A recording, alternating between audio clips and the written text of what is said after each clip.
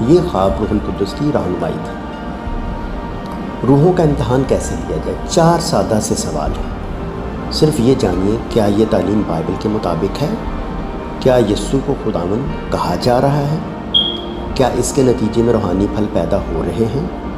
کیا یہ خدا کے کلام کی تعظیم کرتا ہے؟ کیا یہ تعلیم بائبل سے میل کھاتی ہے؟ کلام کے ذریعے سے پتہ چلتا ہے۔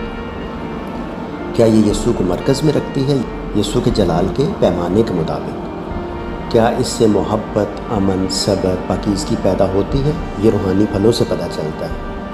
خدا خود رہنمائی کرتا ہے، دعا میں روح القدس سے پوچھیں۔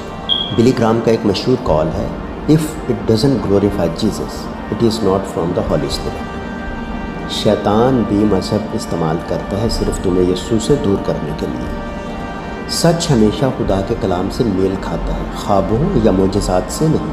آخری زمانے میں فریب بڑھ جائے گا۔ متی کے مطابق جھوٹے مسیح اور جھوٹے نبی ایسے بڑے بڑے نشان اور عجیب عجیب کام دکھائیں گے کہ اگر ممکن ہو تو چنے ہوئے لوگوں کو بھی گمراہ کر دیں۔ اس لیے بائبل کہتی ہے، شیطان کی چلاکیوں کے مقابلے کے لیے خدا کا مکمل ہتھیار پہن لو۔ 5 باتیں ہمیشہ یاد رکھیں۔ ہر روشنی خدا کی روشنی نہیں، ہر خواب خدا کی طرف سے نہیں، ہر میں خدا کی طرف سے ہوں کہنے والا سچا نہیں۔ بائبل پیمانہ ہے سچ اور جھوٹ کو پرکھنے کا۔ روحوں کا امتحان لو، کیونکہ جان بہت قیمتی ہے اور شیطان ہمیشہ قیمتی جانوں کا شکار کرتا ہے۔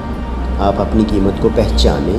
عیساؤ کی طرح دال کی ایک پلیٹ پر ایمان نہ بیچیں، کھانے کے لیے ایمان نہ بیچیں۔ کھانا ہمیں خدا سے نہیں ملاتا، بلکہ اس کو پہچانیں جس نے آپ کے لیے اپنی جان قربان کی۔ اے خداوند، ہمیں روحوں کا امتحان لینے کی حکمت دے، ہمیں ہر فریب سے بچا اور اپنے پاک روح کے ساتھ ہمیں سچائی، راست بازی اور یسوع کے جلال میں چلنے کی توفیق دے۔